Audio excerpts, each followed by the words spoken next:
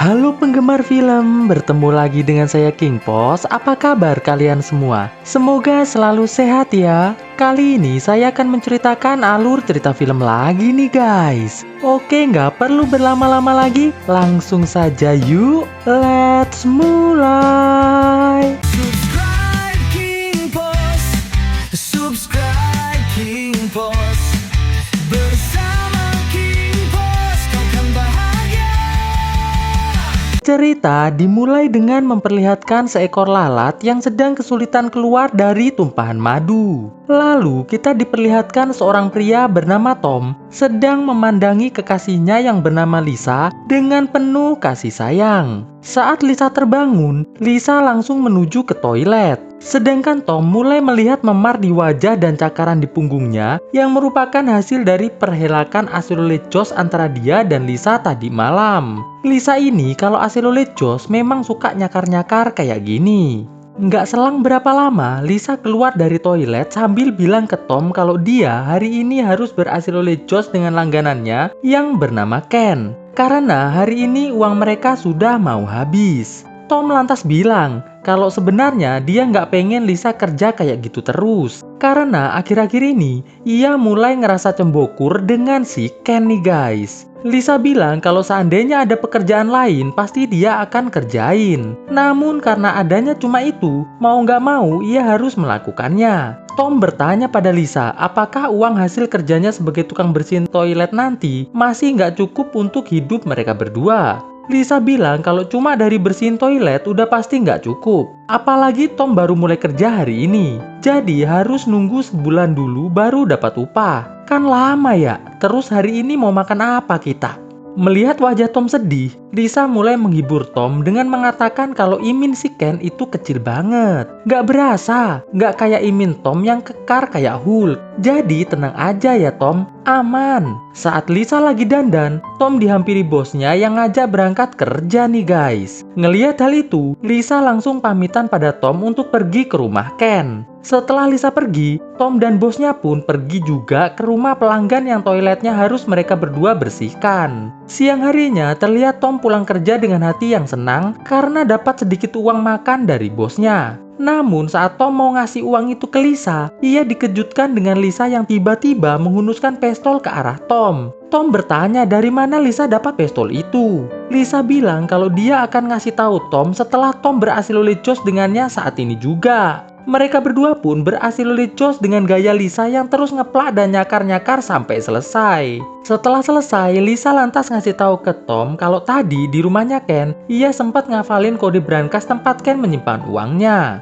Ngelihat ternyata uangnya si Ken ini banyak banget, sekitar $68.000, Lisa langsung ke rumah kakaknya buat minta 2 buah pistol. Nah, sekarang Lisa punya rencana nih buat ngajakin Tom ke rumahnya Ken malam ini untuk mengambil uangnya Ken. Awalnya Tom nolak nih guys, soalnya dia nggak mau nyakitin siapapun. Tapi setelah Lisa bilang kalau ia hanya akan diam-diam ngambil uangnya saat Ken lagi tidur tanpa menggunakan pistol sama sekali, alhasil Tom pun menyetujuinya. Malam harinya, sesampainya mereka berdua di halaman rumah Ken, Tom sempat bertanya, kenapa mereka harus bawa pistol? Lisa bilang kalau pistol yang mereka bawa ini hanya digunakan untuk menambah rasa percaya diri Lisa saja. Lisa pun lantas mengajak Tom segera masuk ke dalam rumah Ken. Gak lupa memakai topeng kayak gini agar gak ketahuan. Ken yang kebetulan belum kunci pintu membuat Lisa dan Tom bisa masuk rumah dengan cukup mudah. Sampainya di dalam rumah, Tom dan Lisa yang lagi celingak-celinguk gak sengaja ngeliat Ken sedang berasilolejos sendirian sambil nonton video saat dia bersama Lisa tadi siang. Lisa yang kesal karena ternyata Ken merekamnya, langsung ngeluarin peso dan segera menyereset lehernya Ken sampai meninggoy. Tom yang lagi bingung panik gak jelas, tiba-tiba dikeplak sama istrinya Ken sampai rebahan. Lisa yang lihat istrinya Ken lagi sibuk ngeplakin Tom, langsung disereset Lisa pakai peso sampai meninggoy.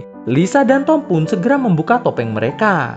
Di sini, Tom yang masih panik bertanya, kenapa Lisa melakukan semua ini? Padahal janjinya kan nggak nyakitin siapa-siapa. Lisa bilang kalau ia nggak sengaja melakukannya karena kesal ngeliat Ken udah merekam dirinya tadi siang. Tom yang mulai takut dengan Lisa, segera ditenangkan Lisa dengan mengatakan kalau dia nggak akan ngulangi perbuatan kayak begitu lagi. Tom yang diam aja segera dibawa Lisa menuju ke ruang brankas. Sesampainya di ruang brankas, Lisa segera membuka brankas itu dan mengambil uangnya. Tom yang perasaannya masih bercampur aduk antara takut, bingung, dan panik, terlihat melongo aja nih guys.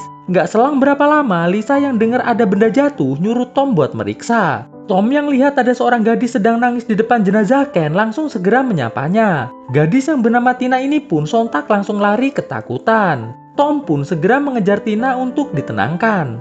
Di momen kejar-kejaran ini, terlihat Tom mulai merasakan falling in love sama si Tina nih guys. Gak jelas banget dah, malah falling in love dianya. Namun, tiba-tiba Lisa muncul langsung mengeplak kelapa Tina sampai semaput. Lisa lantas nyuruh Tom buat naruh Tina di bagasi. Setelah itu, Tom nanya apa yang akan Lisa lakukan pada Tina, mengapa harus membawanya. Lisa bilang kalau dia akan ngasih tahu Tom setelah Tom berhasil lulus jos dengan dirinya sekarang juga. Mereka pun berhasil lulus jos dengan gaya katak melongo di dalam mobil nih guys. Selesai berhasil lulus jos, mereka pun segera pergi dari tempat itu. Di jalan, Lisa bilang ke Tom kalau dia akan menyerahkan Tina kepada kakaknya yang memang suka sama orang kayak Tina begitu. Tom yang gak berani banyak protes setelah ngelihat semua yang udah dilakukan Lisa, hanya bisa pasang wajah kayak gini aja nih guys. Sesampainya di rumah kakaknya Lisa yang bernama Donnie, Lisa nyuruh Tom buat nunggu di mobil saja, sedangkan ia segera berjalan masuk ke dalam rumah Donnie. Setelah nunggu 2 jam dan Lisa masih belum keluar juga dari rumah Donnie, Tom pun berinisiatif buat nyusul masuk ke rumah Donnie nih guys.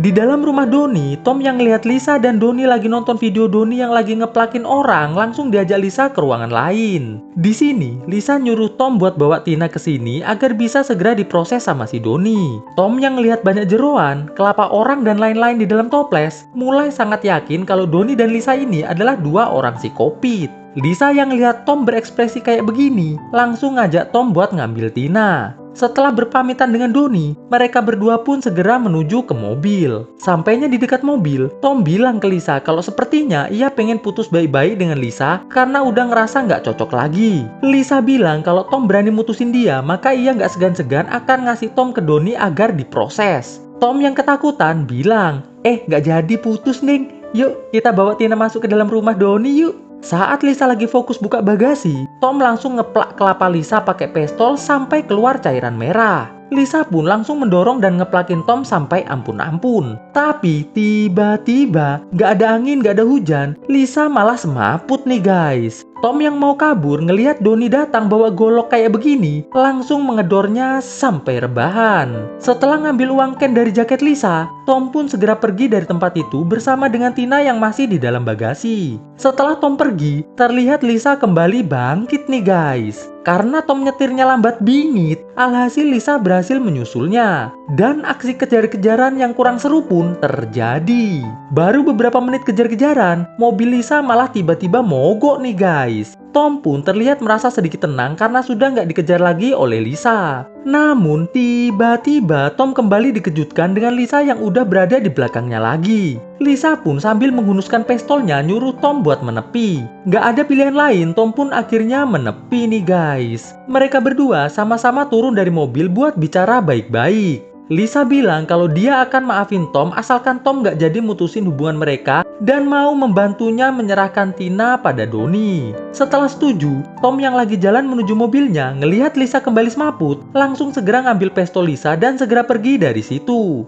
Di tengah perjalanan, Tom yang dengar Tina minta dikeluarkan dari bagasi, segera menepi dan membuka bagasi. Setelah mengeluarkan Tina dari bagasi, Tina malah ngambil pistol Tom dan nyuruh Tom berlutut. Tina bertanya pada Tom, mengapa Tom mau nurutin semua perkataan Lisa seperti pria yang gak punya prinsip. Tom bilang, ia melakukan hal itu karena ia sangat takut dengan Lisa setelah semua yang telah Lisa lakukan malam ini. Tina lantas kembali bertanya, apakah Tom masih menyayangi Lisa? Tom bilang kalau dia udah mutusin Lisa, jadi sekarang ia sudah resmi jomblo. Mendengar hal itu, Tina lantas ngasih pistolnya ke Tom, sembari bilang kalau sepanjang perjalanan ia mendengar semua yang telah terjadi. Bahkan ia pun tahu kalau sekarang Tomlah yang membawa uangnya Ken. Jadi sekarang ia pengen bersama dengan Tom dan membagi 2 uang tersebut. Setelah Tom setuju, mereka berdua pun segera melanjutkan perjalanan gak tahu mau kemana nih guys. Di dalam mobil, Tina bertanya, bolehkah dia melihat wujud uang $68.000?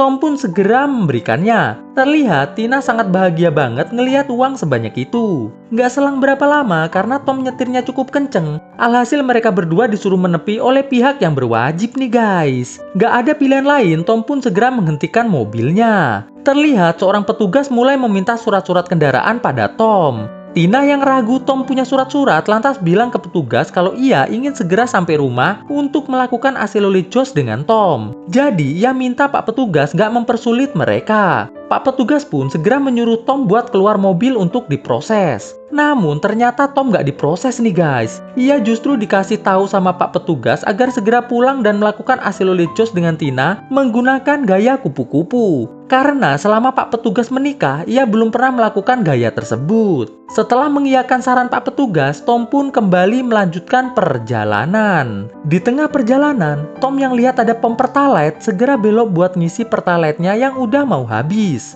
Mengetahui Tina lagi tidur, Tom pun perlahan turun dari mobil. Ngelihat tulisan kalau harus bayar dulu di minimarket baru bisa ngisi Pertalite-nya, Tom langsung menuju ke kasir buat bayar. Sampainya di kasir, mbak kasir yang lihat Tom bawa uang banyak mulai nanya-nanya. Dari mana Tom dapat uang sebanyak itu? Tom yang malah gugup nggak bisa jawab, otomatis membuat mbak kasir yang bernama Manda ini semakin curiga dengan Tom. Manda lantas memberikan sebuah penawaran pada Tom agar Tom mau membagi separuh uang itu padanya. Karena kalau nggak mau bagi, dia akan segera nelpon petugas buat ngelaporin Tom. Tom yang semakin panik langsung mengiyakan tawaran tersebut. Saat Tom mau ngasih uang itu ke Manda, tiba-tiba Tina muncul menghentikannya sembari bilang kalau Manda berani macam-macam, ia akan segera ngedor kelapanya Manda saat ini juga. Manda yang takut akhirnya membiarkan Tom dan Tina mengisi Pertalite-nya secara gratis tanpa melaporkan kepada pihak yang berwajib. Di luar minimarket sambil ngisi Pertalite, Tom mulai diceramahin Tina agar nggak jadi pria yang lemah di hadapan seorang gadis. Tom tuh harus punya prinsip agar nggak mudah dimanfaatkan oleh orang lain. Ngerasa nasihat Tina benar juga, Tom pun berjanji kalau mulai sekarang ia akan punya prinsip dan nggak akan lemah lagi di depan seorang gadis. Di dalam minimarket terlihat Manda seperti sedang merencanakan sesuatu nih guys. Setelah tangki mobilnya penuh, Tom dan Tina pun segera pergi dari pom tersebut. Ngelihat ada hotel, Tom dan Tina mutusin buat istirahat sejenak agar besok pagi bisa fit untuk melanjutkan perjalanan menuju ke kota selanjutnya. Baru aja masuk kamar, Tina yang ternyata dari tadi udah banjir banget langsung ngajakin Tom buat berasilolejos menggunakan gaya penguin berenang. Nggak pikir panjang, Tom pun dengan sangat bersemangat mengimbangi permainan dari Tina ini nih guys. Selesai berasilolejos, Tina bilang ke Tom kalau tadi dia datang ke rumah Ken bertujuan untuk memenuhi panggilan asilolejos berbayar dari Ken. Ngelihat Tom diam aja, Tina mulai bertanya, apakah Tom mau menjadi kekasihnya setelah mengetahui pekerjaannya seperti itu? Tom bilang, ya tentu saja. Yang penting sekarang Tina nggak perlu lagi ngelakuin pekerjaan itu karena dengan uang banyak yang mereka miliki sekarang, pasti bisa bikin usaha dan hidup bahagia bersama selamanya. Setelah setuju dengan rencana itu, mereka berdua pun kembali melakukan asilolejos sampai capek. Lalu tidur dengan hati yang bahagia. Siang harinya, Tom yang baru bangun, ngelihat Tina, uang, pakaian, mobil, dan pistolnya hilang, mulai terlihat panik nih guys. Tom pun lantas duduk sejenak buat menenangkan diri. Namun bukannya tenang, ia yang ngelihat ternyata Tina sudah meninggoy di toilet dengan keadaan yang sungguh sangat serem banget. Terlihat makin puyeng. Mengira yang udah ngelakuin ini semua adalah Lisa, Tom pun segera menuju ke resepsionis dengan menggunakan handuk kecil kayak begini. Sesampainya di resepsionis, Tom bertanya pada sang pemilik hotel, apakah ada orang yang masuk ke kamarnya tadi malam? Pemilik hotel yang bernama Jay ini bilang kalau tadi malam ia melihat ada beberapa teman Tom masuk ke kamarnya. Tom bilang kalau dia nggak punya teman. Semalam ia juga nggak ingat apa-apa. Menyadari mungkin saja ia semalam dibikin semaput sama Lisa, Tom pun bilang ke Jay kalau ia ingin pinjam telepon. Setelah diperbolehkan, Tom langsung nelpon Lisa nih guys. Lisa yang malah justru nanya di mana posisi Tom sekarang berada, sontak membuat Tom yakin kalau bukanlah Lisa pelakunya. Ia pun segera menutup teleponnya, lalu bertanya pada Jay apa ciri-ciri orang yang semalam masuk ke kamarnya. Jay bilang kalau yang masuk ke kamar Tom yang paling mencolok adalah seorang gadis berpenampilan emo. Tom yang yakin banget kalau gadis itu pasti Manda dan kawan-kawannya, melihat ada mobil Jay parkir di depan hotel, segera mengeplak Jay pakai telepon sampai semaput. Setelah ngambil uang dan kunci mobil milik Jai, Tom segera menuju gudang buat nyari baju-baju bekas yang ditinggal oleh tamu hotel sebelumnya. Setelah berpakaian, dengan membawa stick golf, Tom pun segera pergi dari hotel itu menuju ke minimarket semalam. Sesampainya di minimarket, Tom yang nggak lihat Manda mulai bertanya pada kasir yang sedang berjaga, di mana alamat rumah Manda. Kasir yang bernama Cecil ini pun bilang, kalau Tom mau ia kasih tahu di mana rumah Manda, maka Tom harus mau memakan es krim kerangnya terlebih dahulu sampai jos. Nggak ada pilihan lain, Tom pun mau nggak mau mulai memakan es krim kerang milik Cecil sampai Cecil bahagia. Setelah dapat alamat rumah Manda, sambil masih nahan mual, Tom segera menuju ke alamat rumah Manda. Sesampainya di depan rumah Manda, Tom dengan memegang stick golf segera berjalan petentang-petenteng menuju ke pintu rumah. Sesampainya Tom di depan pintu, ia dikejutkan dengan munculnya seorang pria bernama Reggie yang menghunuskan pistol ke arahnya. Gak selang berapa lama muncul Cecil yang ternyata teman dari Reggie langsung menendang telur imin si Tom sampai adu-adu. Tom pun segera dibawa masuk ke dalam rumah sama si Reggie untuk dikerjain. Perkenalkan, si gundul ini namanya Gableh dan kekasihnya ini bernama Mirna. Tom yang lihat Manda muncul sambil bilang kalau seharusnya Tom gak mencarinya, mulai bikin Tom makin takut nih guys. Ngelihat Manda dan kawan-kawan lengah, Tom langsung mengeplak Manda dan Reggie, lalu merebut pistolnya dan mengarahkannya ke segala arah. Namun, Tom yang fokusnya terganggu karena ada suara anak kecil dari belakangnya, langsung dikeplak sama Cecil sampai semaput. Tom yang terbangun di kursi, ngelihat Reggie menghunuskan pistol ke arahnya, mulai bertanya, siapa anak kecil yang tadi datang? Reggie bilang kalau anak itu adalah tetangga mereka. Setelah ngasih uang jajan, anak itu pun sekarang sudah pergi. Dan pastinya nggak bakalan ngomong sama siapa-siapa. Tom yang ngerasa udah nggak ada harapan lagi, hanya bisa plonga-plongo aja nih guys. Manda yang masih kesal dengan keplakan Tom padanya tadi, langsung balas mengeplak Tom beberapa kali pakai stick golf sampai adu-adu. Setelah capek ngeplak, Manda bilang ke Tom kalau alasan ia membuat Tina meninggoy karena Tina udah sok jagoan tadi malam. Jadi ia sarankan agar Tom sekarang nurut aja, gak usah banyak tingkah, agar nggak dibikin meninggoy juga. Tom yang malah ngejek Manda langsung kembali dikeplakin Manda dan kawan-kawan sampai semaput lagi nih guys. Di dalam kesemaputannya, Tom bermimpi ketemu dengan Tina yang bilang kalau dia sangat menyayangi Tom. Ia ingin Tom sekarang bangun dan berjuang buat bertahan hidup layaknya pria sejati yang punya prinsip. Saat Tom terbangun, ia yang lihat Lisa udah ada di depannya mulai memperingatkan Lisa kalau orang-orang yang lagi tidur di rumah ini adalah psikopat.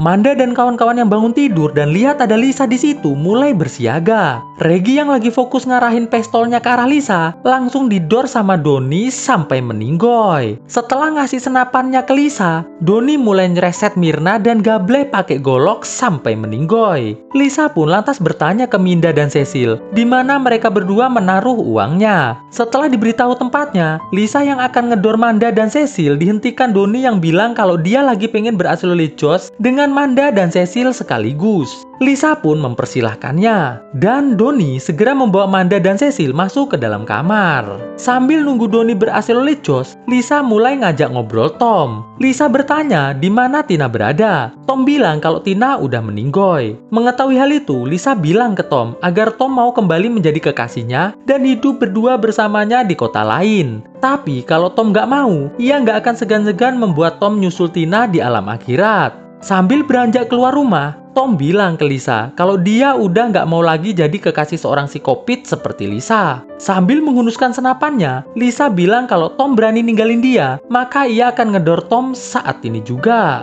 Tom yang ternyata tadi sempat ngambil pistolnya Reggie, langsung berbalik sembari ngedor Lisa sampai meninggoy. Setelah itu, Tom kembali masuk ke dalam rumah, lalu masuk ke kamar Manda dan segera mengedor Doni yang baru selesai beraslolijos sampai meninggoy. Tom yang lihat Cecil udah meninggoy karena nggak mampu mengimbangi aslolijossan dari Doni, segera mengedor Manda sampai meninggoy karena udah membuat Tina meninggoy. Tom pun langsung ngambil uang $60.000 tersebut. Gak lupa, Tom membuat alibi seolah-olah semua yang terjadi di rumah itu adalah perbuatan dari Lisa dan kakaknya yaitu Doni. Setelah selesai, ia pun segera membakar rumah tersebut dan segera pergi menggunakan mobil Lisa. Di tengah perjalanan, Tom yang ngelihat ada gadis cantik minta tumpangan, mutusin buat mengabaikannya karena nggak pengen ribet diatur-atur lagi sama wanita.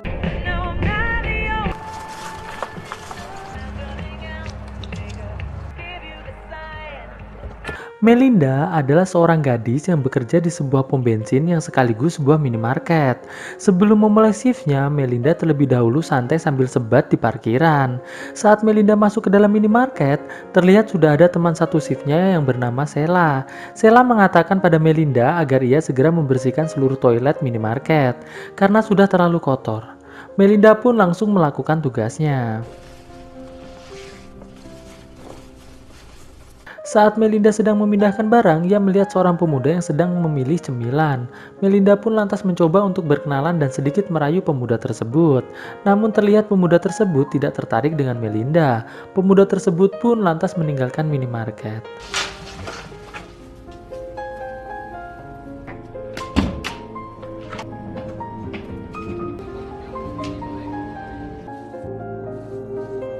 Di toilet, terlihat Melinda sedang melihat foto-foto dari seorang polisi tampan bernama Lou. Dari foto-foto tersebut, kita bisa tahu bahwa Melinda sangat menyukai polisi Lou tersebut. Saat Melinda selesai membersihkan toilet pria, ada salah satu pengunjung yang merupakan seorang bapak-bapak masuk. Whoa, Jesus. Melinda pun lantas mempersilahkan bapak tersebut untuk pipis. Namun bapak tersebut menginginkan Melinda untuk keluar dari toilet terlebih dahulu. Dengan wajah kecewa, Melinda pun keluar dari toilet tersebut.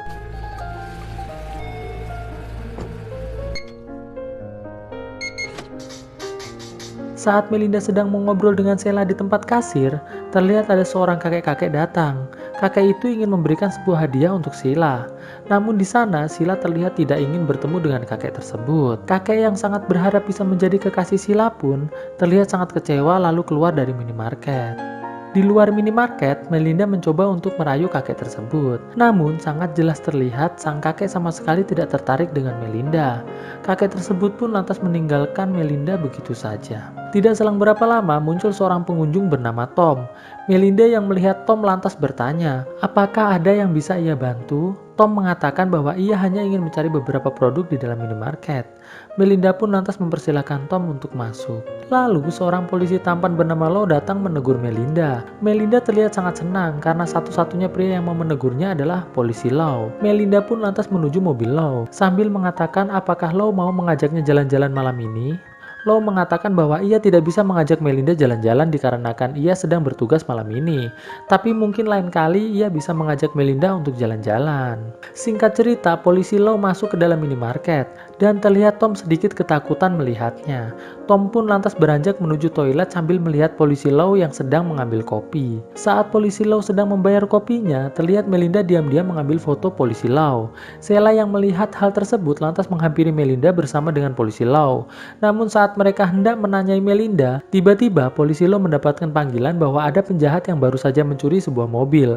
Dan polisi Lou pun segera pergi dari minimarket. Setelah polisi Lou pergi, Sheila pun lantas memarahi Melinda karena sudah tidak sopan mengambil foto dirinya bersama polisi Lou yang sedang berada di kasir tadi. Sheila pun menghina Melinda dengan mengatakan bahwa Melinda adalah seorang gadis yang tidak mampu mendapatkan laki-laki. Atau bisa dikatakan bahwa Melinda adalah gadis yang tidak laku. Melinda yang marah pun sambil menangis langsung meninggalkan Sheila. Di belakang minimarket terlihat Melinda sedang sebat sambil menangis. Saat Melinda kembali masuk ke minimarket, terlihat Melinda sangat terkejut karena terlihat Tom menodongkan senjata ke arahnya sambil berkata bahwa ia tidak ingin menyakiti siapapun. Ia hanya ingin meminta sedikit uang untuk ia gunakan membayar hutang. Karena jika ia tidak membayar hutang malam ini, maka ia akan dibunuh oleh geng motor yang sedang mengejarnya. Di kasir, Tom meminta seluruh uang yang ada di minimarket tersebut. Sheila pun mengatakan bahwa uang yang ada di minimarket tersebut hanya $100 karena kebanyakan orang membayar menggunakan kartu. Namun Melinda mengatakan pada Tom bahwa di brankas terdapat uang yang sangat banyak. Melinda lantas menawarkan diri untuk mengambilkan uang tersebut untuk Tom. Tom pun terlihat sangat senang mendengarnya.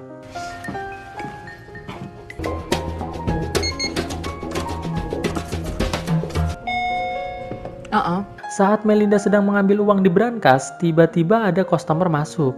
Tom pun mulai menjauh dari kasir. Dan ketika customer tersebut membayar, Sheila mencoba menulis di sebuah kertas agar customer tersebut mau menelpon 911. Namun saat kertas tersebut hendak diberikan Sheila pada customer, Melinda datang dan langsung mengambil kertas tersebut. Dan customer itu pun pergi. Singkat cerita, Melinda mengatakan pada Tom apakah ia boleh ikut dengan Tom.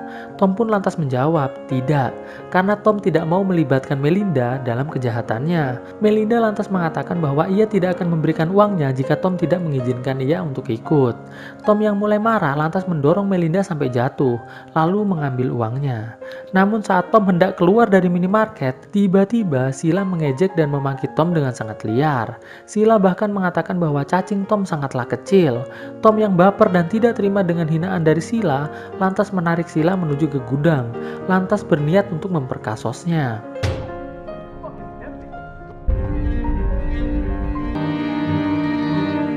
Melinda pun berinisiatif mengambil kopi panas, lalu menuju ke gudang. Sesampainya Melinda di gudang, tanpa basa-basi Melinda lantas menyiramkan kopi panas ke wajah Tom. Tom yang kepanasan refleks melepaskan tembakan dan tepat mengenai kepala Sheila sampai tewas. Tom yang masih kesakitan langsung dipukul Melinda sampai pingsan.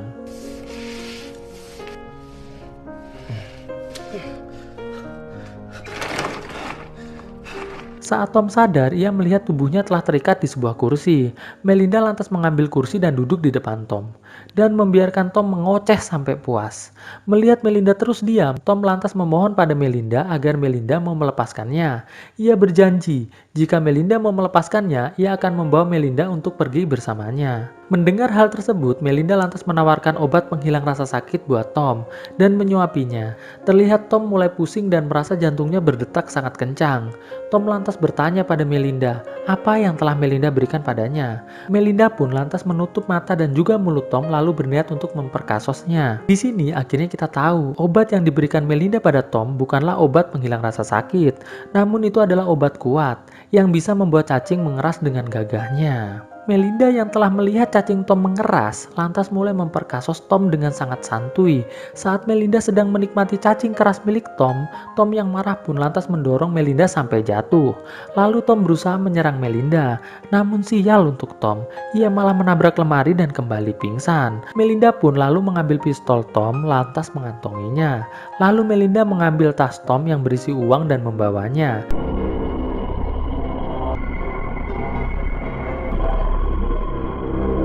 Di ruangan belanja terlihat ada customer yang datang. Saat customer tersebut sedang berbelanja, terlihat Melinda yang saknenya tak tersalurkan lantas berniat untuk bunuh diri. Namun tidak jadi. Melinda pun lantas menangis. Customer yang bingung pun lantas pergi dari minimarket tersebut. Tidak selang berapa lama, pacar Sheila yang bernama Bob datang. Bob bertanya pada Melinda, di mana Sheila? Melinda pun menjawab bahwa Sheila sekarang sedang tidak ada di minimarket tersebut. Melinda mengatakan bahwa Sheila tadi pergi bersama seorang pria menuju ke sebuah motel. Mendengar hal tersebut, Bob yang marah lantas mengatakan pada Melinda bahwa ia akan segera pergi ke motel dan berpesan agar jika nanti Sheila datang, Melinda mau menahannya di sini karena ia akan segera kembali.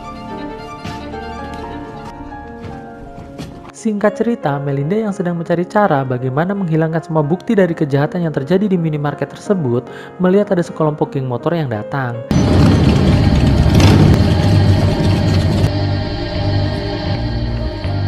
Di sana, salah satu pemimpin geng motor bertanya pada Melinda, apakah Melinda melihat seorang pria memakai jaket jeans datang ke minimarket tersebut. Melinda pun mengatakan bahwa ia tidak melihatnya. Lalu geng motor tersebut mengatakan, apakah mereka diizinkan untuk memeriksa di dalam minimarket? Melinda pun sambil menodongkan pistol ke arah geng motor tersebut menjawab, tidak. Karena tidak ingin mencari keributan, pimpinan geng motor tersebut mengatakan pada Melinda bahwa mereka akan berkeliling di daerah tersebut. Dan jika mereka tidak menemukan yang mereka cari, maka ia dan gengnya akan kembali lagi untuk menggeledah minimarket tersebut. Lalu geng tersebut pergi. Melinda yang masih mencoba mencari cara untuk membersihkan minimarket sambil sebat mendapatkan sebuah ide. Ia lantas mengambil 2 buah jerigen lalu diisi dengan bensin. Saat Melinda hendak menyiramkan bensin ke seluruh minimarket, tiba-tiba Pak Polisi Low datang. Pak Polisi Low lantas bertanya, apakah Melinda melihat orang yang mencurigakan datang ke minimarket ini? Melinda mengatakan tidak. Low pun lantas mengatakan pada Melinda bahwa ia melihat mobil curian berada di parkiran minimarket. Ia meminta pada Melinda untuk memperbolehkannya melihat rekaman CCTV. Namun Melinda mengatakan bahwa yang bisa mengecek CCTV hanya manajernya.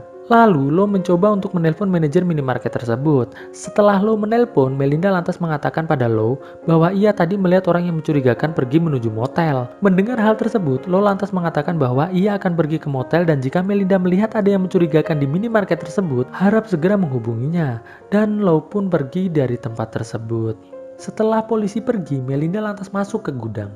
Dan alangkah terkejutnya Melinda, karena Tom sudah tidak ada di gudang. Melinda yang menyangka Tom sudah pergi dari tempat tersebut, lantas mulai menyiramkan bensin ke seluruh minimarket.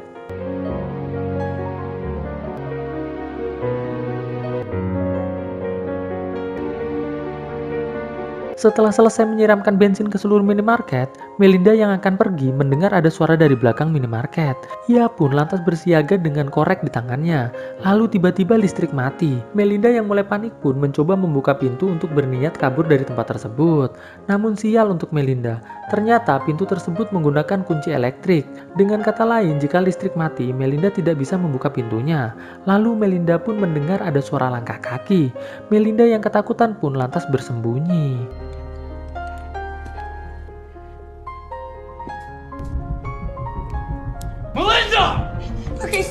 Melinda lantas mengancam Tom dengan mengatakan bahwa jika Tom tidak pergi dari tempat tersebut, ia akan membakar seluruh minimarket ini sekarang juga. Tom yang melihat seluruh lantai sudah disirami bensin, lantas mulai berpikir. Tidak selang berapa lama, pacar Sheila datang. Tom yang ketakutan lantas keluar dari minimarket tersebut melalui pintu belakang. Melinda yang melihat hal tersebut lantas mencoba mengejar Tom. Namun sayang, pintu belakang ternyata sudah dikunci oleh Tom menggunakan tempat sampah. Pacar Sheila yang masih emosi dihampiri oleh Tom. Di sana Tom mengatakan bahwa Melinda telah membunuh Sheila. Pacar Sheila yang terprovokasi pun bertanya pada Melinda, apakah itu benar? Saat pacar Sheila fokus bertanya pada Melinda, dari belakang Tom lantas menyerang pacar Sheila sampai tewas. Setelah itu, Tom membawa mobil pacar Sheila pergi. Melinda pun lantas menelpon polisi Law untuk segera datang ke minimarket. Saat Melinda sedang menelpon, tiba-tiba Tom datang dan menabrakkan mobil pacar Sheila ke pintu minimarket sampai pecah. Tom pun lantas masuk ke minimarket dengan sangat marah. Tom lantas mengambil pistolnya dan menembak Melinda. Beruntung Melinda mampu menghindar. Namun karena tembakan tersebut, percikan api pun tercipta. Alhasil Tom dan seluruh minimarket terbakar. Melinda yang berhasil keluar dari minimarket terlihat mendapatkan luka bakar yang cukup serius di kakinya. Tidak selang berapa lama Law datang dan menyelamatkan Melinda. Law pun lantas meminta maaf pada Melinda karena terlambat datang. Saat polisi Law bertanya pada Melinda apa yang sebenarnya terjadi, Melinda pun hanya diam. Cerita dimulai dengan memperlihatkan seorang pria bernama Jason yang sedang membuat video musik untuk channel YouTube-nya. Esok harinya, terlihat Jason dan adiknya yang bernama Zoe sedang diantar sekolah oleh ayah dan ibunya. Di sini, seorang kepala sekolah yang bernama Sister Rebecca menyapa kedua orang tua Jason dengan sangat ramah. Di ruangan lain, nampak seorang sister bernama Sophia sedang santuy sambil menunggu pengarahan dari Sister Rebecca. Jadi guys, Sister Sophia ini adalah pengajar yang baru saja dipindah tugaskan ke sekolah tersebut. Tidak selang berapa lama, Sister Rebecca pun muncul dan langsung menjelaskan semua peraturan yang ada di sekolah. Di sini, Sister Rebecca menyuruh Sister Sophia untuk menghapus makeupnya, dikarenakan itu merupakan salah satu tindakan terlarang di sekolah tersebut. Setelah itu, Sister Rebecca mengantar Sister Sophia ke kamarnya, dan saat mereka berdua berpapasan dengan Jason, nampak sangat jelas Sister Sophia sangat mengagumi ketampanan Jason. Malam harinya, terlihat Sister Sophia sedang menonton video YouTube-nya Jason sambil melakukan push rank duniawi sendirian. Bahkan pagi harinya, ia pun sengaja mengikuti Jason yang sedang latihan nyanyi di ruang tamu asrama sekolah. Di sini, Sister Sophia sempat memuji secara langsung kehebatan Jason dalam bernyanyi dan bermain gitar, yang seketika membuat Jason merasa sangat bangga. I'll see you in class.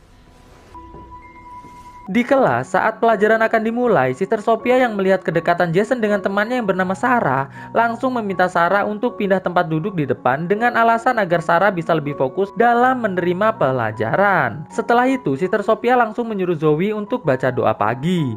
Dan saat Zoe sedang berdoa, Zoe yang melihat Sister Sophia tidak ikut berdoa mulai merasa sangat aneh. Setelah pelajaran selesai, Jason yang akan masuk kamar ditemui oleh Sister Sophia.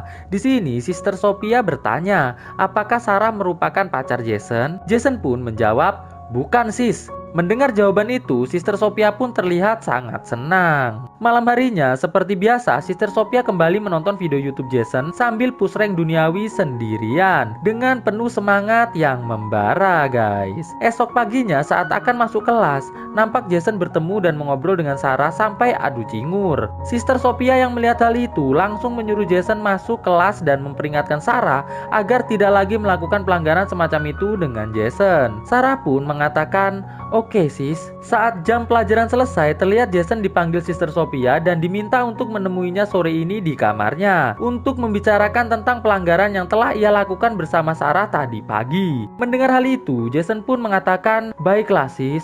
Singkat cerita, sore harinya Sister Sophia sengaja membuka sedikit pintu kamarnya, lalu ia mulai ganti pakaian. Jason yang baru datang tidak sengaja melihat kejadian tersebut dari depan kamar. Alhasil, Jason yang tiba-tiba pengen push rank sendirian langsung segera berlari ke toilet. Terlihat Sister Sophia yang mengetahui hal itu mulai tersenyum sendiri. Malam harinya, Jason terus membayangkan ia sedang berpush rank ria bersama Sister Sophia dengan sangat bersemangat sampai menang berkali-kali, guys. Gua saranin nih guys, kalian nonton full movie-nya ya guys, hehehe, biar lebih mantep gitu. Akhir pekan pun tiba, terlihat orang tua Jason menjemput Jason untuk pulang ke rumah. Sister Sophia yang melihat hal itu lantas meminta izin pada Sister Rebecca untuk ke hospital dikarenakan tantenya sedang sakit. Tanpa rasa curiga sedikit pun, Sister Rebecca pun membolehkannya. Malam harinya saat makan malam di rumah, Jason mengatakan pada kedua orang tuanya bahwa setelah lulus nanti ia ingin rekaman dan menjadi seorang musisi. Namun hal itu sontak ditentang oleh ayahnya karena menurut ayahnya jadi musisi itu bukanlah hal yang bagus. Jason yang ngambek langsung keluar rumah untuk bernyanyi di belakang rumah. Di depan rumah terlihat Sister Sophia datang dan langsung mengendap-endap menuju ke arah suara Jason yang sedang bernyanyi. Saat Sister Sophia sedang asik nonton diam-diam, tidak sengaja kakinya malah nyenggol kaleng. Alhasil karena tidak ingin ketahuan, ia pun langsung segera berlari pergi dari tempat itu. Singkat cerita, suatu malam terlihat Sister Sophia masuk diam-diam ke asrama sekolah lalu menuju ke kamar Sarah dan juga Zoe. Melihat Sarah dan Zoe yang sedang pulas tidur, Sister Sophia langsung menaruh narsocoy di buku milik Sarah, lalu segera pergi dari tempat itu. Pagi harinya di kelas, Sister Sophia yang melihat ada narsocoy di buku Sarah langsung segera melaporkannya kepada dewan sekolah. Alhasil dari kejadian tersebut, Sarah dikeluarkan dari sekolah. Setelah itu, semua pengajar dan dewan sekolah mulai melakukan pemeriksaan di seluruh kamar siswa. Dan dari pemeriksaan tersebut, mereka menemukan es teh cap oleng di bawah kasur Jason. Jason yang merasa bahwa itu bukan miliknya memohon agar tidak dilaporkan kepada orang tuanya. Sister Sophia pun lantas mengatakan jika Jason mau membantu para sister mengurus taman sekolah, maka mereka tidak akan melaporkan hal itu pada orang tua Jason. Alhasil Jason pun mengiyakan tawaran itu dan berterima kasih kepada Sister Sophia karena telah membantunya di depan para dewan sekolah. Ya, Sister Sophia inilah yang melakukannya guys. Ini bertujuan agar akhir pekan ini ia bisa lebih dekat dengan Jason. Lalu kita diperlihatkan ke masa beberapa bulan yang lalu. Jadi guys, ternyata Sister Sophia ini bukanlah seorang biarawati, melainkan seorang businesswoman yang kaya raya, sekaligus merupakan fans berat dari Jason. Setelah ia mendapatkan informasi bahwa ada seorang biarawati yang akan dipindah tugaskan ke sekolahnya Jason, ia pun langsung mencari biarawati tersebut untuk dipertemukan dengan malaikat. Nah, setelah itu ia pun langsung menyamar menjadi Sister Sophia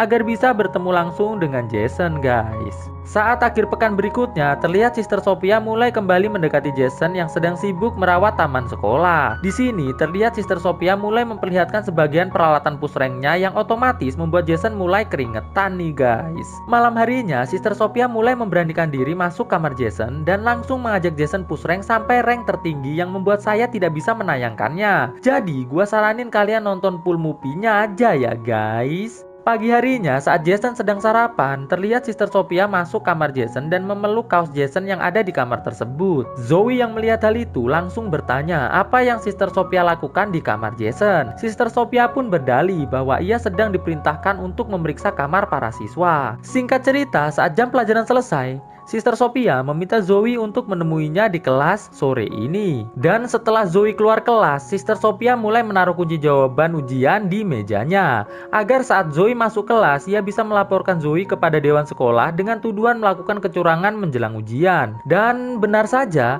sore harinya saat Zoe masuk kelas, ia langsung dibawa oleh Sister Sophia ke ruang guru, guys. Di sini, Sister Sophia berharap agar Zoe dikeluarkan dari sekolah. Namun karena kesalahan Zoe tidak seberat itu, alhasil Zoe pun dibebaskan begitu saja. Suatu hari, terlihat Jason masuk ke gereja untuk pengakuan dosa.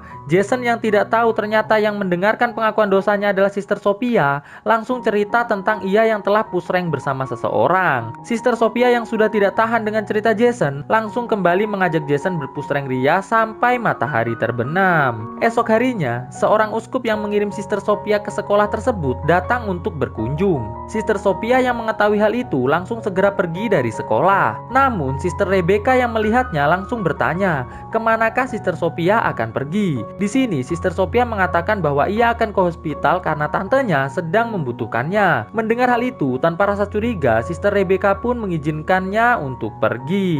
Di kamar, Jason yang sedang santuy mendapatkan SMS undangan pesta di rumah Sarah malam ini. Malam harinya saat Jason sedang makan malam bersama keluarganya, kembali terjadi perdebatan antara Jason dengan ayahnya mengenai cita-cita Jason untuk menjadi seorang musisi. Jason yang merasa perdebatan sudah semakin tidak berguna, memutuskan untuk keluar rumah dan menuju ke pesta di rumah Sarah. Sister Sophia yang sedari tadi memang lagi santuy di depan rumah Jason, melihat Jason keluar rumah, langsung mengikutinya. Sesampainya di rumah Sarah, Jason langsung diajak Sarah untuk berpush rank ria bersamanya. Namun Jason yang malah terbayang-bayang Sister Sophia langsung meninggalkan Sarah dan segera menuju pulang ke rumah. Namun sial, di tengah jalan Jason malah ditegur polisi karena membawa es teh oleng di tangannya. Sister Sophia yang melihat hal itu langsung segera memberikan penjelasan pada Pak Polisi. Alhasil Jason pun dibebaskan. Di rumah Jason, ayah Jason yang khawatir dengan Jason akhirnya memutuskan untuk mencari keberadaan Jason. Di sebuah hotel,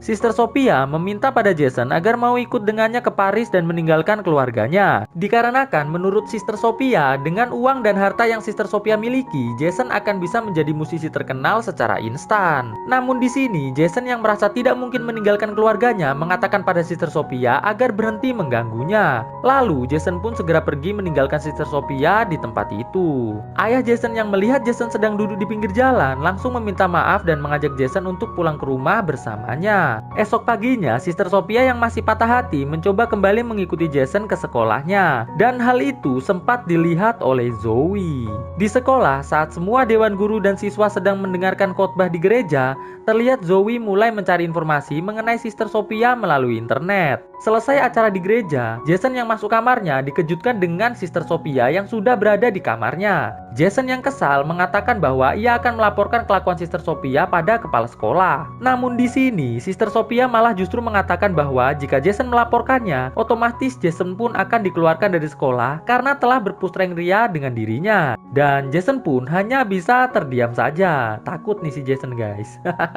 Saat jam pelajaran dimulai, terlihat Sister Rebecca membawa masuk Sarah ke kelas. Sister Sophia pun lantas bertanya, bagaimana Sarah bisa kembali? Sister Rebecca pun mengatakan bahwa itu dikarenakan ayah Sarah merupakan donatur di sekolah tersebut, jadi pihak sekolah terpaksa harus menerima kembali Sarah untuk bersekolah di sekolah tersebut. Setelah jam pelajaran selesai, Sister Sophia meminta pada Jason agar tidak mendekati Sarah lagi. Namun di sini Jason mengatakan bahwa dia tidak mau. Malam harinya, Sister Sophia tiba-tiba mendapatkan ide. Ia pun langsung menuju kamar Sarah dan langsung mempertemukan Sarah dengan malaikat. Di sini, Sister Sophia membuat seolah-olah Sarah kepleset saat sedang mandi. Saat polisi dan paramedik sedang membawa jenazah Sarah, nampak Zoe semakin mencurigai Sister Sophia. Esoknya di gereja, Sister Sophia memperlihatkan rekaman video pada Jason saat mereka berdua sedang push rank dengan penuh bersemangat. Sembari mengatakan, jika Jason tidak mau ikut dengannya ke Paris, maka ia akan mengunggah video tersebut ke YouTube. Mendengar hal itu, Jason pun semakin puyeng. Padahal nggak bisa ya diunggah ke YouTube ya. Kan langsung kena Itu pelanggaran ya.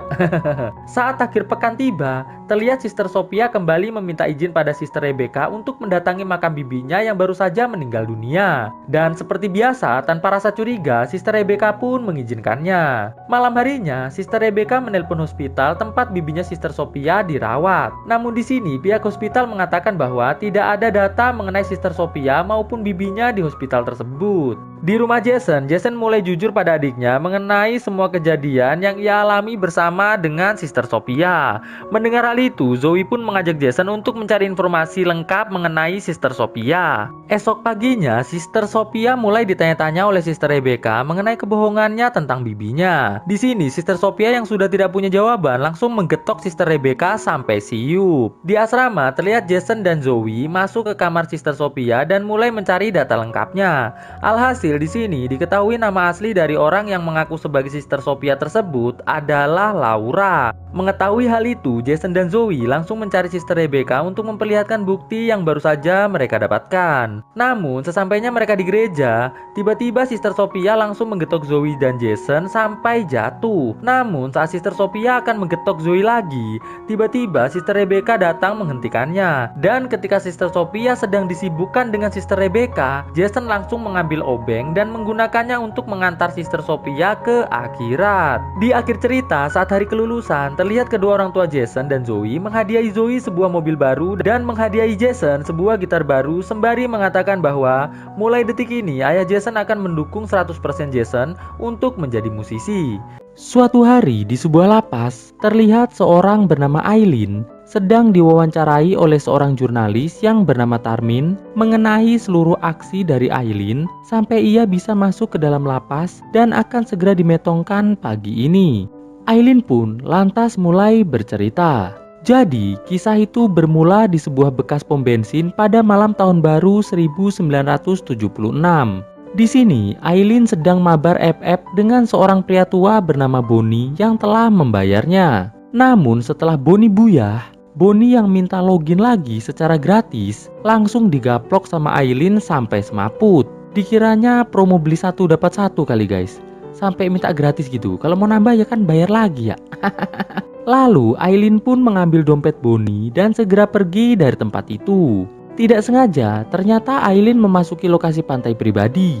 Di tempat itu, Aileen bertemu dengan sekelompok remaja sedang menikmati kembang api di pinggir pantai. Salah satu dari mereka yang bernama Jenny memanggil Aileen untuk diajak bergabung di perkumpulan mereka. Namun saat Aileen hendak duduk, salah satu pria bernama Robbie menghampiri Aileen sembari mengatakan bahwa jika Aileen ingin bergabung, Aileen harus bersedia untuk mabar FF dengan dirinya secara gratis sekarang juga. Mendengar hal itu, Aileen yang kesal langsung menggaplok Robbie sampai rebahan. Asli, cupu banget Robbie ini. Sekali gaplok, dah rebahan dia.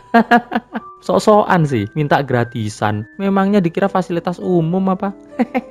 Itu kan Aileen juga menyewakan.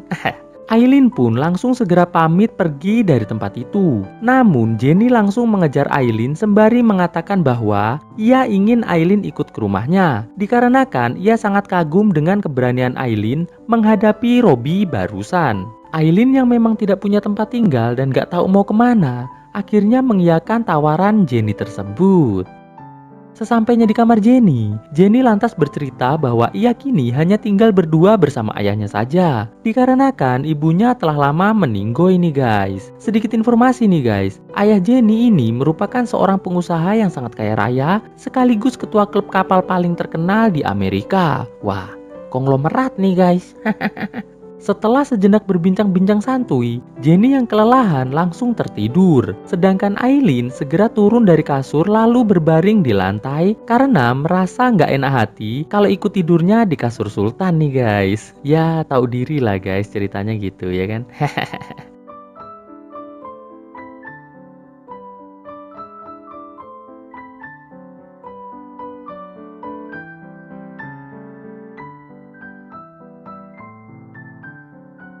Pagi harinya, ayah Jenny yang bernama Louis cukup terkejut melihat Aileen yang sedang memakai baju milik ibunya Jenny. Jenny yang juga melihatnya langsung bertanya, dari mana Aileen mendapatkan baju tersebut. Aileen pun mengatakan bahwa ia mendapatkan baju tersebut dari hanger yang ada di dekat kamar mandi.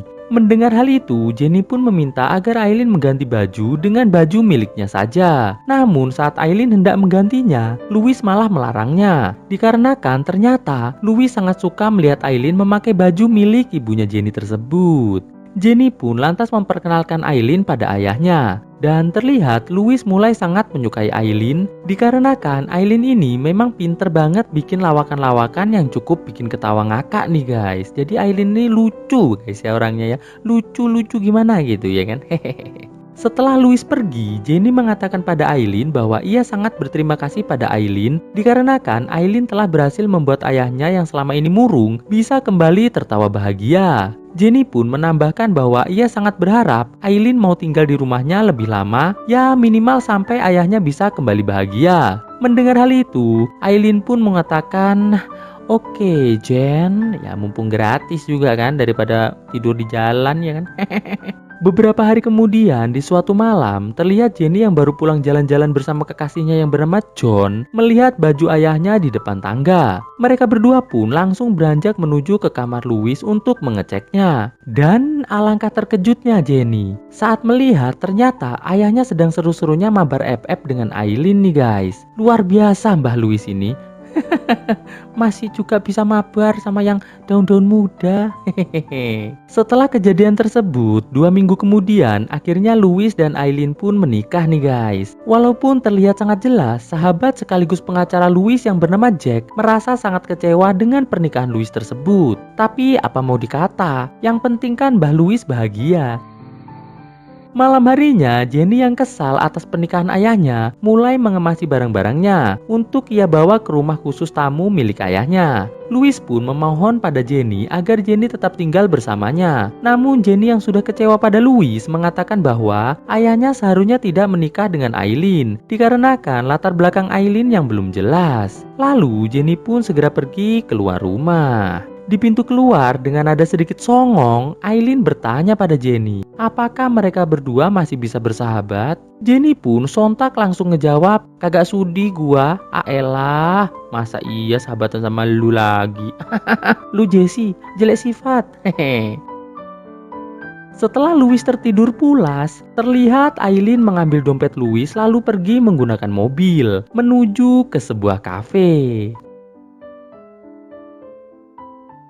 Di dalam kafe, Aileen mulai minum es teh cap kapal terbang nih guys, sambil ngobrol santuy dengan salah satu pria di sebelahnya. Pria tersebut bernama Bram. Di sini, Bram menawari Aileen sebuah sarsocoy. Namun setelah mereka berdua memakan sarsocoy tersebut, Aileen yang mulai oleng tiba-tiba diajakin login FF sama si Bram. Aileen yang lagi nggak pengen mabar, langsung mencucuk kaki Bram sampai rebahan nih guys. Aduh, Bram, pemilik bar yang ternyata itu adalah Bonnie yang jelas masih dendam sama Aileen karena yang tadi di awal kisah tadi guys ya. Tanpa ragu-ragu langsung melaporkan Aileen kepada pihak berwajib. Alhasil Aileen pun akhirnya ditangkap guys. Pagi harinya saat Aileen disidang, Louis datang dan langsung memberikan uang jaminan agar Aileen dibebaskan. Akhirnya Aileen bebas guys. Sesampainya di rumah, Aileen yang merasa bersalah langsung minta maaf sama Louis atas semua permasalahan yang telah terjadi. Louis pun menunjukkan sebuah koran yang di dalamnya ada foto pernikahan mereka berdua. Itu artinya apapun yang dilakukan Aileen sekarang pastinya akan berpengaruh pada nama baik Louis. Melihat hal itu, Aileen berjanji mulai sekarang ia akan menjaga sikapnya nih guys. Suatu hari, Louis bersama dengan Aileen sedang bersiap-siap untuk berlayar menggunakan kapal pesiar milik Louis. Tidak selang berapa lama, Jack dan anaknya yang bernama John datang sembari mengatakan bahwa ia ingin ikut berlayar juga. Louis pun mempersilahkan Jack dan anaknya untuk naik ke kapal. Lalu datanglah Robbie yang merupakan adik dari John ingin ikut juga. Tidak hanya itu saja, Jenny yang khawatir dengan ayahnya akhirnya ikut juga. Terlihat Louis dengan perasaan yang sangat bahagia mulai menjalankan kapalnya juga. Nggak pakai juga deh, kebanyakan juga nih. Maaf ya, kita lanjut.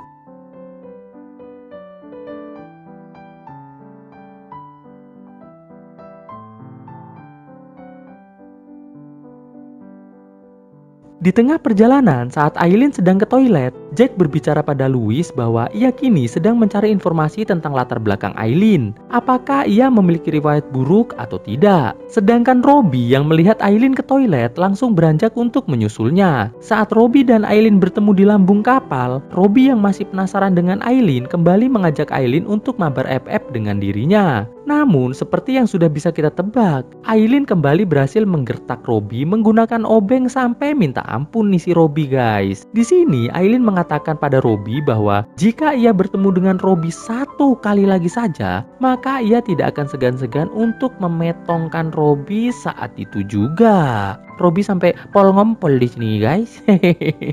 Setelah itu, Aileen pun langsung keluar dari lambung kapal dan mengajak Louis untuk segera pulang ke rumah.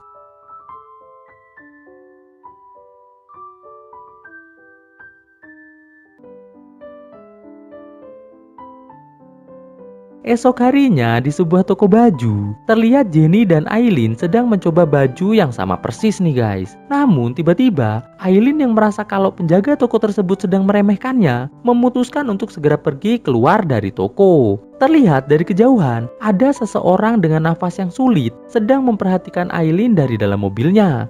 Kira-kira siapa nih guys? Mari kita lanjutkan dulu. Makin seru nih kayaknya, ya kan? Hehehe. Malam harinya, Jenny yang melihat lampu di ruangan kerja ayahnya menyala langsung bergegas mengeceknya. Sesampainya Jenny di depan ruang kerja ayahnya, ia yang melihat Aileen sedang mengisi sebuah cek yang ada di meja ayahnya dengan menuliskan jumlah maksimal dari cek tersebut untuk dicairkan, merasa sangat terkejut. Namun gak bisa berbuat apa-apa nih guys.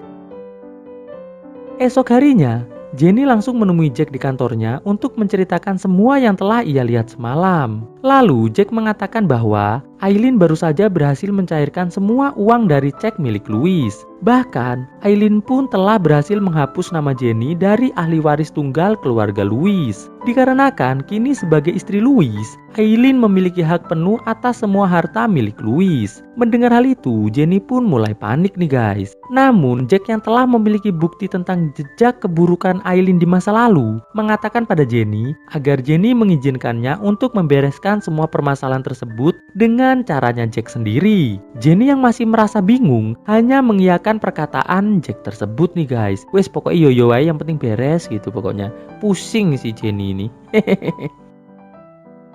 Esok harinya, terlihat Jack dan Robbie datang ke rumah Louis untuk menemui Aileen saat Louis tidak ada di rumah. Aileen pun langsung mengusir Jack dengan mengatakan bahwa sekarang ini Louis sedang tidak ada di rumah. Jadi sangatlah tidak sopan jika Jack tetap berada di rumah tersebut bersama dengan dirinya. Namun bukannya langsung pergi, Jack justru malah langsung memperlihatkan semua bukti-bukti atas tindakan buruk yang pernah Aileen lakukan di masa lalu. Aileen pun nampak mulai panik nih guys. Lalu Jack memperlihatkan uang sebesar $10.000 sembari mengatakan bahwa ia ingin Aileen mengambil uang tersebut lalu segera pergi sejauh-jauhnya.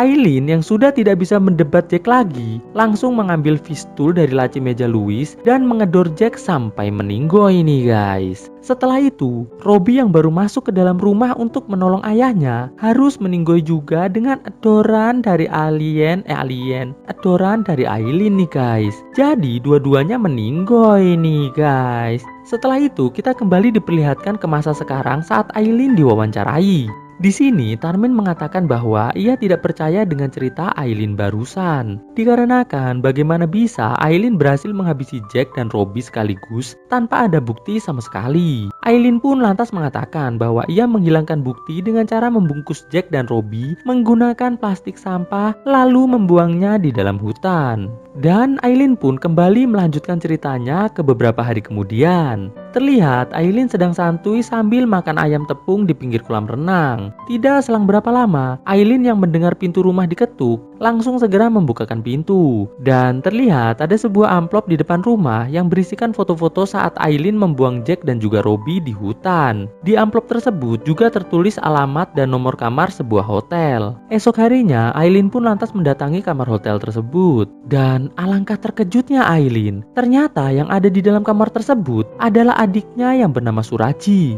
Suraji yang sedang mengidap kanker tenggorokan mengatakan pada Aileen agar Aileen segera bertaubat, dikarenakan kehidupan ini hanya sementara. Mendengar hal tersebut, Aileen justru langsung mengedor Suraji sampai meninggoy. Oh, berarti Suraji ini guys yang sering ngikutin Aileen selama ini ya guys ya.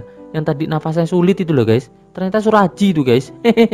Lalu Aileen pun mulai mencari berkas asuransi milik Suraji. Dan ternyata hak pewaris dari asuransi jiwa milik Suraji adalah Aileen. Melihat hal itu, Aileen pun sedikit merasa bersalah nih guys. Dan kita kembali dibawa ke masa sekarang nih guys. Di sini Tarmin mengatakan bahwa Aileen ini sedang ngarang. Dikarenakan menurut data yang ada, Suraji ini nggak meninggoy di hotel, tapi meninggoynya di sebuah hospital akibat penyakit kanker yang dimilikinya. Lantas Aileen pun mengatakan bahwa ia tidak peduli Tarmin mau percaya atau tidak. Yang jelas ia hanya akan bercerita sesuai dengan kenyataan yang ia alami sendiri. Dan Aileen pun melanjutkan kembali ceritanya nih guys. Suatu malam terlihat Aileen mendatangi sebuah bank dan mengatakan pada petugas bank bahwa ia ingin menutup semua tabungan milik Louis lalu mencairkan semua uangnya. Keren kan zaman dulu guys. Ada bank buka malam loh guys. Gua juga baru kaget nih nonton film ini. Ada bank buka malam. Hujan-hujan lagi. Gak ada hubungannya.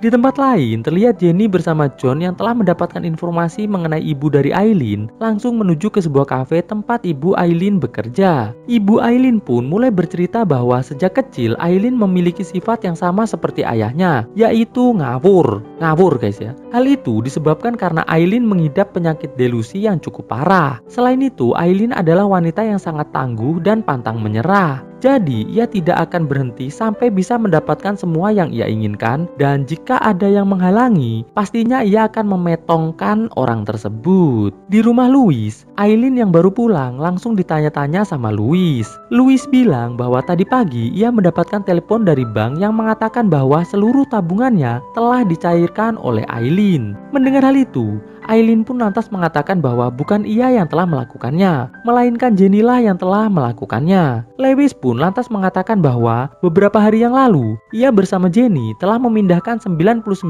tabungannya ke bank lain. Jadi yang telah dicairkan Aileen sekarang hanya 1% dari tabungannya saja. Mendengar hal itu, Aileen pun kembali meminta maaf pada Louis agar dimaafkan. Ia berjanji tidak akan mengulanginya lagi. Namun Louis yang sudah kecewa langsung menyuruh Aileen untuk segera pergi dari rumahnya. Mendengar hal itu, Aileen pun langsung mendorong Louis sampai semaput. Waduh.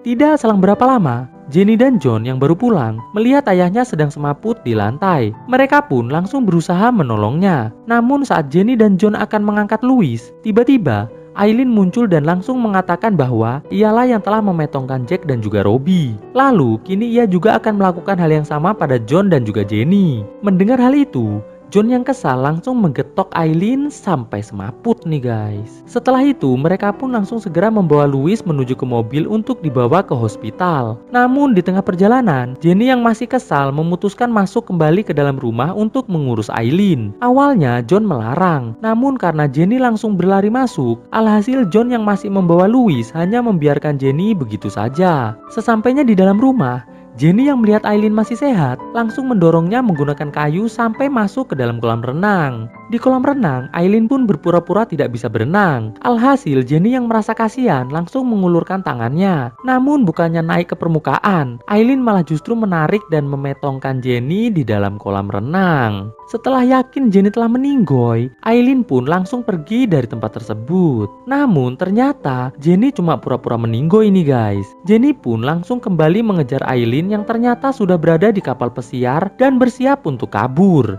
Aileen yang melihat Jenny datang langsung mengarahkan pistolnya ke arah Jenny. Namun saat Aileen akan ngedor, Louis yang tiba-tiba muncul langsung membuka layar kapalnya dan hal tersebut otomatis membuat Aileen yang sedang berdiri di dekat layar langsung kecebur ke lautan nih guys. Singkat cerita, Aileen yang ternyata selamat dari kejadian tersebut mulai kembali mencari teman nih guys. Namun sial, saat ia memberhentikan sebuah mobil dan masuk ke dalam mobil tersebut, ternyata mobil tersebut milik dari Bonnie yang tadi di awal cerita sempat semaput digaplok sama Aileen. Alhasil, Bonnie pun langsung membalas Aileen dengan beberapa gaplokan sampai wajah Aileen menjadi seperti sekarang ini guys. Kembali ke ruang wawancara, Tarmin mengatakan pada Aileen bahwa ia sama sekali tidak percaya semua kisah yang diceritakan oleh Aileen. Sontak, Aileen pun tiba-tiba langsung marah nih guys karena nggak dipercaya. Alhasil, penjaga pun langsung membawa Aileen keluar dari ruang wawancara menuju ke tempat eksekusi.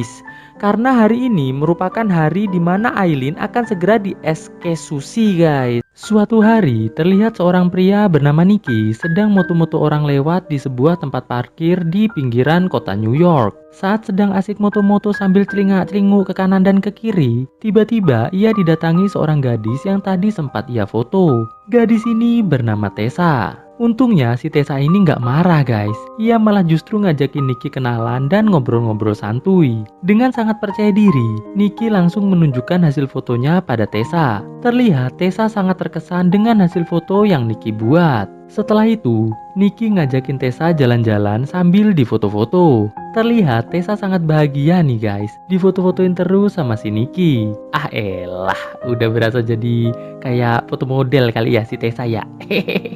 Sesampainya mereka di depan rumah kontrakannya Nicky, Tessa pun langsung segera pamitan pulang nih guys. Karena khawatir ntar keburu disuruh mampir sama si Nicky dan berujung diajakin mabar FF sambil dimintain gift alok sama si Nicky nih guys. Esok harinya, Nicky yang mendapatkan orderan motoin orang di rooftop gedung terlihat sangat bersemangat karena baru kali ini ia mendapatkan uang dari hobinya tersebut. Malam harinya saat Nicky sedang mengedit-ngedit hasil fotonya, ia didatangi sahabatnya yang bernama Jenny. Selain membawakan makanan buat Nicky, si Jenny ini ngasih tahu Nicky bahwa ia berhasil mendapatkan pekerjaan untuk Nicky, yaitu sebuah proyek iklan dari sebuah majalah fashion yang gak begitu terkenal. Awalnya Nicky sok-sokan nolak nih guys, namun setelah Jenny bilang kalau bayarannya $10.000 sehari, Nicky pun nampak sangat bahagia. Dan setelah Jenny pulang, Nicky pun kembali melanjutkan editannya nih guys. Alah-alah, pakai nolak ya, daripada fotoin orang di pinggir jalan gak dapat apa-apa, gembel, ya kan? Mendingan dapat proyek sok-sok nolak. Elah buset.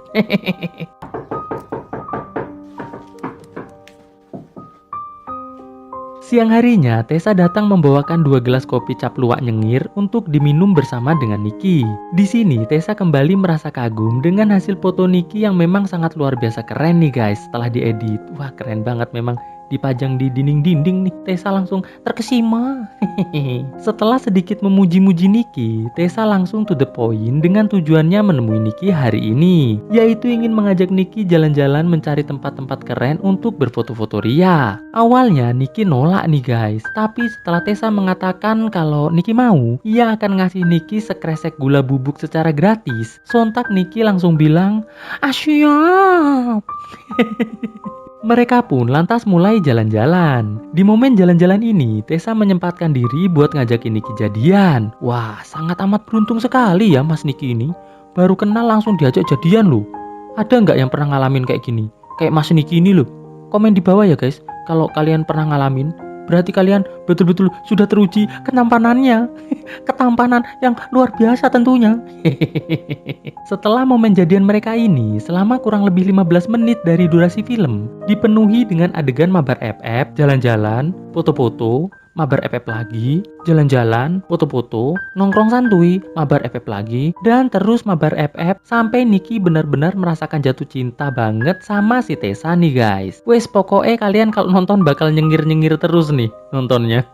Soalnya 15 menit loh adegannya gitu terus, gitu doang. Ayolah. What are you doing?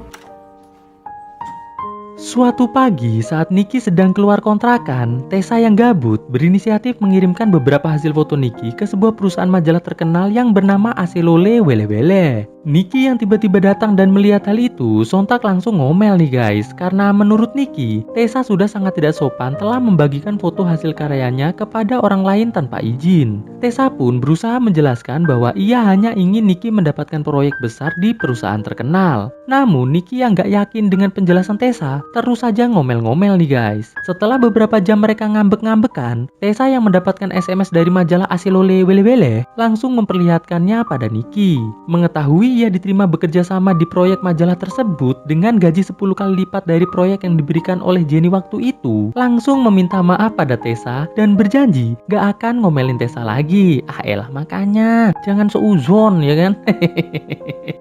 Esok harinya, mereka berdua mulai menggarap proyek di majalah Asilole Wele dengan perasaan yang riang dan gembira nih guys. Asik, udah dapat pacar cantik, jago mabar FF, dicariin kerjaan bergaji besar lagi. Nikmat mana lagi yang kau dustakan wahai Mas Nicky? Hey.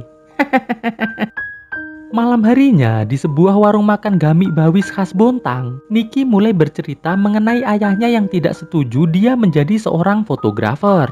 Karena ayahnya sangat menginginkan Nicky menjadi seorang dokter ahli. Maka dari itu, ia memutuskan pergi dari rumah demi mengejar cita-citanya tersebut. Tapi ibunya yang memahami Nicky, setiap bulan masih suka ngirimin uang agar Nicky bisa terus bertahan hidup. Elah, masih disupport toh ternyata.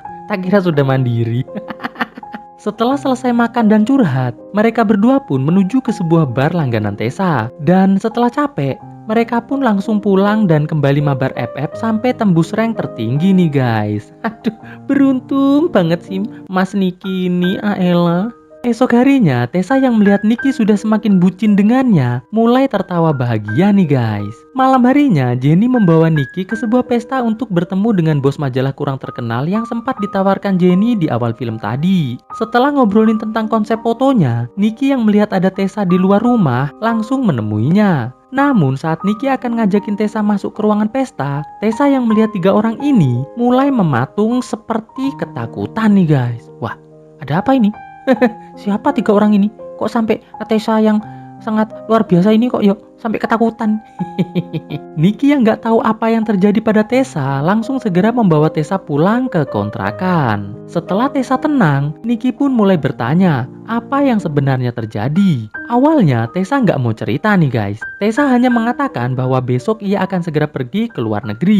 Nicky pun memohon agar Tessa mau cerita apa yang terjadi. Alhasil sambil berlinangan air galon, Tessa pun mengatakan bahwa ia tadi melihat mantannya bersama dengan 2 temannya yang pernah mabar FF dengannya dengan cara login sekaligus. Ini buat yang paham-paham aja ya guys ya.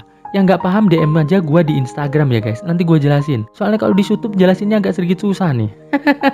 Nah, hal itulah yang membuat Tessa masih sangat ketakutan saat bertemu dengan mereka bertiga. Tessa pun menambahkan bahwa ia sudah sempat lapor ke pihak berwenang. Namun nggak ada hasilnya nih guys. Dikarenakan mereka bertiga itu anak orang yang sangat berpengaruh di Amerika. Mendengar hal itu, Nicky mengatakan bahwa ia ingin ikut Tessa ke luar negeri.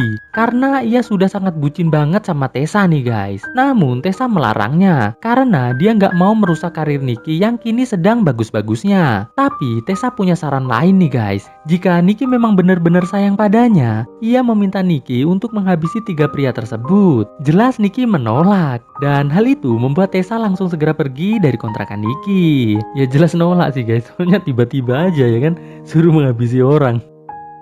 Pagi harinya, Nicky mulai nampak sangat galau nih guys. Namun karena ia sudah janji akan menyelesaikan pekerjaan dengan bosnya Jenny, ia pun langsung menuju ke lokasi. Sesampainya di lokasi, Nicky yang tiba-tiba ingin merubah konsep sempat membuat Jenny kebingungan. Namun Nicky yang gak mau motret kalau gak nurut dengan konsep barunya, alhasil Jenny pun mengiyakan konsep baru Nicky tersebut.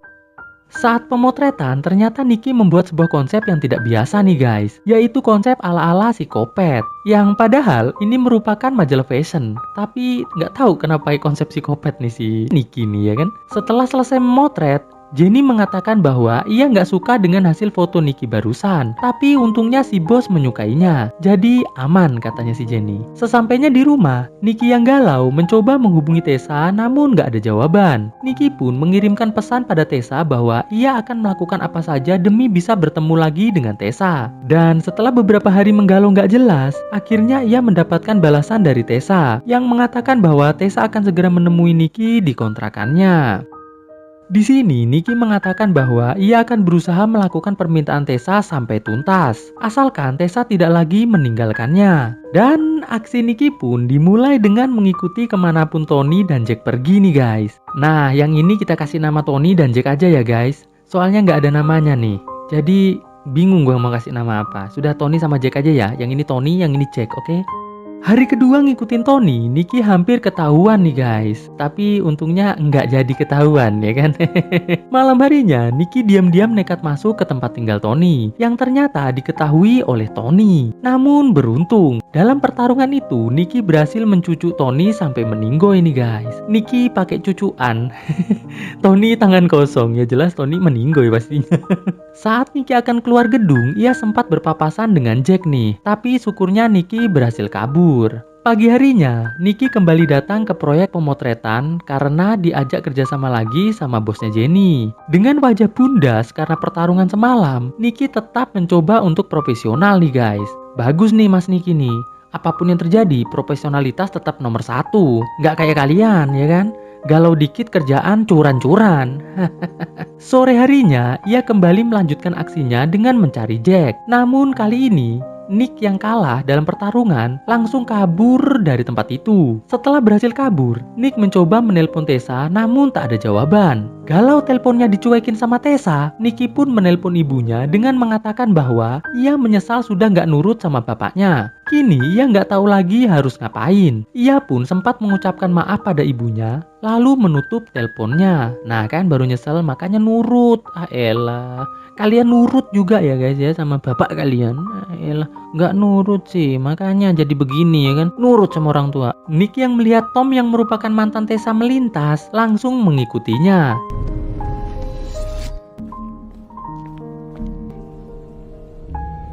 Sesampainya di apartemen, Tom yang melihat Nick membawa kunci ban langsung lari sekencang-kencangnya. Jack yang melihat kejar-kejaran tersebut ikut mengejar Nicky. Jadi posisinya Nicky ngejar Tom, Tom dikejar Jack.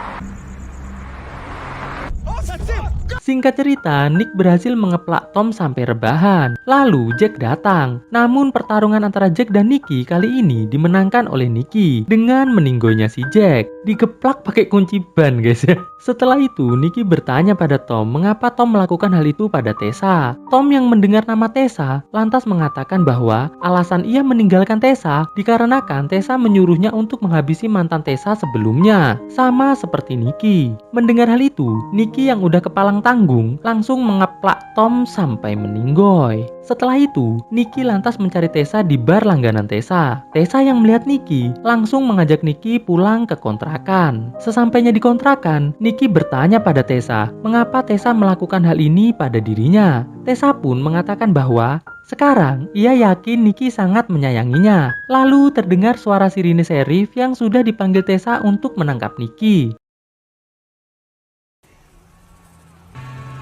Diceritakan ada 3 orang gadis yang sedang berkendara di jalanan. Yang ini bernama Alexis, ini Val, dan yang ini bernama Beverly. Mereka bertiga sedang menuju ke sebuah konser musik dari band heavy metal yang cukup terkenal. Di tengah perjalanan, mereka memutuskan untuk mengisi bensin terlebih dahulu. Setelah mengisi bahan bakar, mereka lantas berbelanja beberapa cemilan di sebuah minimarket. Di TV, terlihat ada seorang pastor yang mengatakan bahwa ada iblis di dalam sebuah musik yang beraliran heavy metal. Dan hal itu kini sudah banyak memakan korban meninggal dari ritual-ritual yang dilakukan para penggemar musik tersebut. Ketika mereka sedang mau membayar, petugas kasir yang merupakan seorang bapak-bapak memberikan sebuah peringatan agar mereka semua berhati-hati. Dikarenakan kini di luar sana para pecandu musik heavy metal sedang mencari banyak korban. Lalu mereka pun kembali melanjutkan perjalanan. Di dalam mobil, mereka mendengarkan sebuah berita bahwa telah terjadi sebuah ritual bunuh diri yang dilakukan oleh para penyembah setan. Jadi, polisi telah menemukan mayat-mayat dari para penyembah setan tersebut di sebuah ruangan yang dipenuhi dengan simbol-simbol setan. Dari peristiwa tersebut, polisi telah menemukan sebanyak 18 orang tewas. Di tengah perjalanan, ada sebuah mobil yang melempar mobil mereka dengan sebuah kotak yang berisi dengan susu kocok dan kabur begitu saja. Mereka bertiga pun terpaksa harus berhenti untuk membersihkan mobil terlebih dahulu. Selesai membersihkan mobil, mereka pun langsung melanjutkan perjalanan kembali. Sesampainya di lokasi konser, mereka melihat mobil yang tadi telah mengotori mobil mereka, dan Val pun lantas memasukkan sebuah petasan ke dalam mobil tersebut. Alhasil, penumpang mobil tersebut yang merupakan 3 orang pemuda keluar dari mobil. Melihat yang melakukan adalah 3 orang gadis cantik, para pemuda tersebut langsung menyebutkan namanya untuk berkenalan dengan Alexis dan kawan-kawan. Yang ini namanya Mark, yang ini Kovac, dan yang ini bernama Ivan. Setelah berkenalan, mereka pun lantas masuk ke dalam ruangan konser dan menonton konser tersebut dengan sangat bahagia.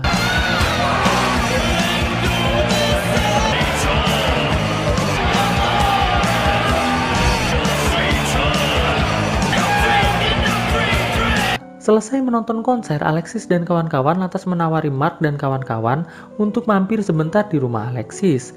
Tanpa berpikir panjang, Mark pun mengiyakan tawaran tersebut.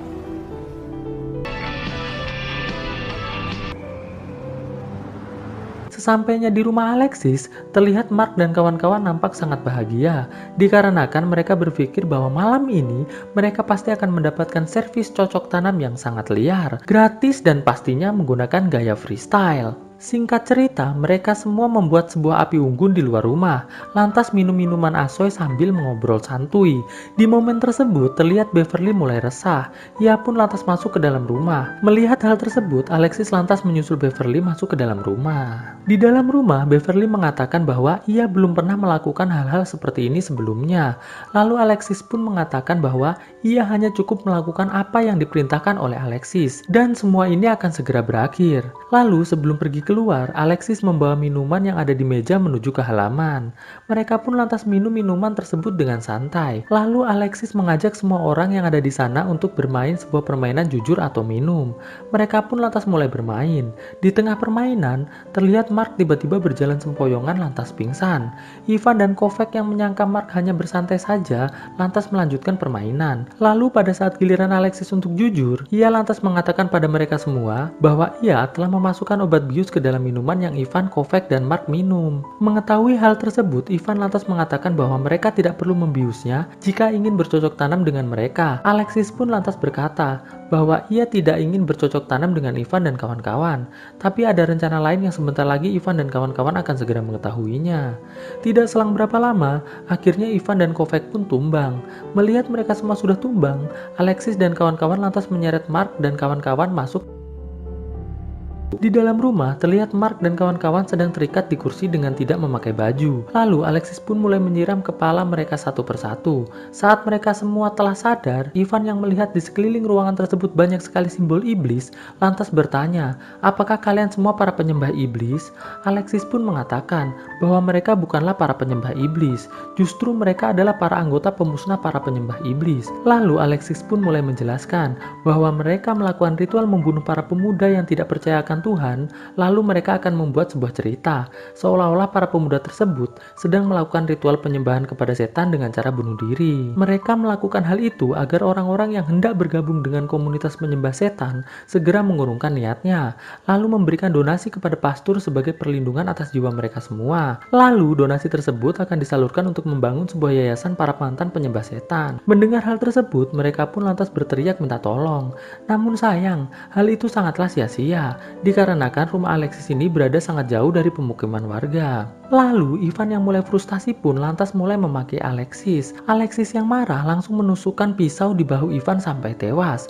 Melihat hal tersebut, Mark dan Kovac pun terlihat mulai sangat ketakutan. Saat Alexis dan Val hendak membunuh Mark dan Kovac, tiba-tiba Beverly mengatakan bahwa ia butuh bicara sebentar di toilet, dan mereka pun lantas menuju ke toilet. Saat Alexis dan kawan-kawan ke toilet, Mark dan Kovac pun memanfaatkan momen tersebut untuk mengambil pisau di saku celana Mark agar bisa digunakan untuk melepaskan diri dari ikatan tersebut. Di toilet, Beverly meminta pada Alexis agar ia diizinkan untuk membunuh Mark dan Kovac sekaligus. Mendengar permintaan tersebut, Alexis pun lantas memberikan pisaunya kepada Beverly. Saat mereka hendak kembali ke tempat ritual, terlihat Mark dan Kovac sudah berhasil melepaskan diri. Namun saat Mark dan Kovac hendak keluar dari rumah tersebut, Alexis lantas mengayunkan pisaunya ke tangan Kovac, sedangkan Val mengunci pintu keluar. Kovac dan Mark pun lantas berlari kembali masuk ke dalam sebuah kamar. Alright. Just keep pressure on the door. Di dalam kamar, terlihat luka sayatan di lengan Kovac mengeluarkan banyak darah. Mark pun lantas mencari tali dan mengikat luka tersebut agar Kovac tidak kehilangan banyak darah. Di luar kamar, Alexis lantas menyuruh Beverly agar ke gudang untuk mencari alat mendobrak pintu. Beverly pun lantas menuju ke gudang.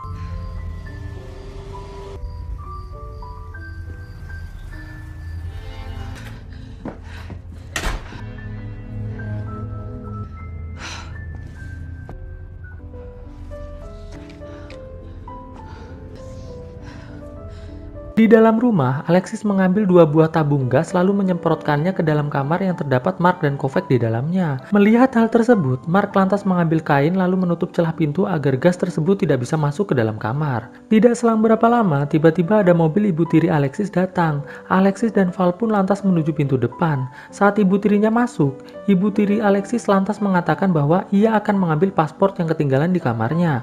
Dan ia pun langsung menuju ke kamarnya. Saat ibu tiri Alexis sudah akan pergi, ibu tirinya mengatakan bahwa tadi ia sempat menelpon polisi dan juga ayah Alexis untuk datang ke tempat tersebut karena ia tadi sempat melihat ada mobil di luar sana yang ia sangka sebagai penyusup. Jadi ia berpesan pada Alexis jika nanti polisi datang, harap ia mengatakan bahwa laporan tersebut adalah laporan palsu. Namun ibu tirinya yang merasa ada keanehan di rumah tersebut lantas berjalan menuju ke sebuah kamar yang terdapat mayat Ivan di sana. Alexis yang tidak punya pilihan lain lantas menusuk ibu tirinya menggunakan pisau sampai tewas. Di dalam gudang, Beverly melihat ada sebuah dokumen yang mengatakan bahwa semua uang donasi yang diberikan kepada pastor ternyata dipakai untuk membangun rumah mewahnya sendiri. Ia pun melihat ada banyak tumpukan uang di dalam gudang tersebut. Akhirnya Beverly pun sadar bahwa ternyata ia hanya dimanfaatkan oleh sang pastor saja. Di dalam kamar, Mark dan Kovac sudah siap untuk keluar kamar dengan membawa pecahan botol sebagai senjata. Namun sayang, Alexis yang mendapatkan korek dan juga gas dari Val langsung menyemprotkan api ke dalam kamar. Alhasil Mark dan Kovac pun tidak jadi keluar. Tidak selang berapa lama, polisi datang. Alexis lantas menghampiri polisi tersebut lalu mengatakan bahwa laporan tadi merupakan laporan palsu. Polisi yang menaruh curiga pada Alexis lantas bertanya, apakah Alexis punya bukti bahwa rumah tersebut adalah rumahnya? Karena Alexis tidak memiliki bukti, ia pun lantas lari masuk ke dalam rumah. Polisi pun langsung mengejar Alexis masuk ke dalam. I will shoot. Di dalam rumah, polisi menemukan mayat Ivan dan juga ibu tiri Alexis. Saat polisi menuju ke ruangan lain, terlihat Mark dan Kovac keluar dari kamar. Polisi yang curiga pun lantas mencoba memborgol mereka. Namun sayang, Val yang tiba-tiba datang dari belakang polisi langsung mengambil pistol polisi tersebut lalu menembakkannya sampai tewas. Mark dan Kovac pun lantas masuk kembali ke dalam kamar. Alexis lantas meminta pistol yang dipegang oleh Val, namun Val menolaknya. Saat mereka saling berebut pistol tersebut pun malah jatuh. Namun saat Alexis hendak mengambilnya, tiba-tiba Beverly datang membawa mesin pemotong rumput yang langsung ia arahkan ke arah Alexis dan juga Val. Mereka pun akhirnya mulai bertarung. Saat Alexis dan Val sudah terjatuh, Beverly pun lantas mengambil pistol yang langsung diarahkan ke Val dan Alexis. Namun tiba-tiba Kovac yang keluar kamar langsung menusuk punggung Beverly menggunakan botol sampai tumbang. Melihat hal tersebut, Alexis dan Val pun lantas berlari untuk bersembunyi. Saat Kovac hendak membunuh Beverly, Mark pun lantas mencegahnya. Mark mengatakan pada Kovac bahwa kini Beverly berada di pihaknya. Beruntung luka tusukan botol Kovac hanya menggores punggung Beverly saja. Namun di sini terlihat Kovac sudah mulai melemah. Mark pun lantas mendudukkan Kovac di sebuah sofa, lalu bertanya pada Beverly, di mana kunci mobilnya? Beverly pun mengatakan bahwa kunci mobilnya dipegang oleh Alexis. Mendengar hal tersebut, Mark pun lantas menyuruh Beverly untuk menjaga Kovac, sedangkan ia mulai mencari Alexis. Singkat cerita, saat Mark sedang mencari Alexis, tiba-tiba listrik padam. Beverly yang mengkhawatirkan Mark lantas memberikan pistol pada Kovac, lalu meninggalkannya sendirian. Kovac yang sudah sangat lemah mulai berjalan perlahan keluar rumah, berniat menunggu di mobil. Namun di pertengahan perjalanan, ia bertemu sang pastor. Sang pastor tersebut mengatakan jika Kovac ingin selamat, ia harus memberikan pistol yang ia pegang padanya. Kovac yang tidak punya pilihan lain lantas memberikan pistol tersebut pada sang pastor. Alhasil Kovac pun langsung ditembak sang pastor sampai tumbang. Di dalam rumah, Beverly yang hendak menyalakan listrik langsung diserang oleh Val. Mereka pun lantas bertarung, yang hasilnya dimenangkan oleh Beverly dengan cara membakar rambut Val sampai tewas. Di ruangan lain, Mark yang sedang mencari Alexis lantas diserang oleh Alexis dengan pisau. Namun beruntung, Mark yang merupakan seorang pria perkasa berhasil mengalahkan Alexis dengan cara memukul hidung Alexis sampai patah. Beverly yang melihat Kovac sekarat lantas menghampirinya. Di sana Kovac mengatakan bahwa sang pastor sudah berada di rumah ini. Lalu Kovac pun akhirnya tewas. Di tempat lain, saat Mark sedang mencekik Alexis, tiba-tiba sang pastor datang langsung menembak punggung Mark sampai tumbang. Terlihat sang pastor sangat kecewa dengan Alexis. Sang pastor yang merupakan ayah dari Alexis pun lantas menyerang Alexis. Saat Alexis sudah akan tewas, Beverly lantas memukul kepala sang pastor dengan mesin pemotong rumput sampai tumbang. Setelah melihat ayahnya tumbang, Alexis lantas menyerang Beverly dengan brutal. Namun sial untuk Alexis, ia malah justru tersandung tangan Mark yang membuat ia harus jatuh keluar dari lantai atas. Beverly pun lantas membawa Mark keluar dari rumah tersebut. Di perjalanan keluar dari gerbang, terlihat Alexis yang masih hidup berdiri di depan mobil mereka. Beverly yang sudah capek dan kesal pun lantas menabrakkan mobilnya ke tubuh Alexis sampai tewas. Di sebuah minimarket, terlihat sang kasir sedang menonton berita di TV tentang ritual penyembahan setan. Terlihat sang pastor yang ternyata masih hidup mengatakan bahwa ia tidak tahu kalau ternyata anaknya merupakan penyembah iblis yang melakukan ritual bunuh diri di rumahnya sendiri. Lalu saat Beverly sedang akan membayar barang yang ia ambil, sang kasir mengatakan bahwa Beverly harus berhati-hati dengan para penyembah setan. Beverly pun balik mengatakan pada sang kasir bahwa sang kasir harap jangan mudah percaya dengan berita di TV. Lalu Beverly pun keluar dari minimarket tersebut. Di dalam mobil, Mark bertanya pada Beverly, kemanakah tujuan mereka sekarang? Beverly pun menjawab, tidak tahu. Lalu mereka pun kembali melanjutkan perjalanan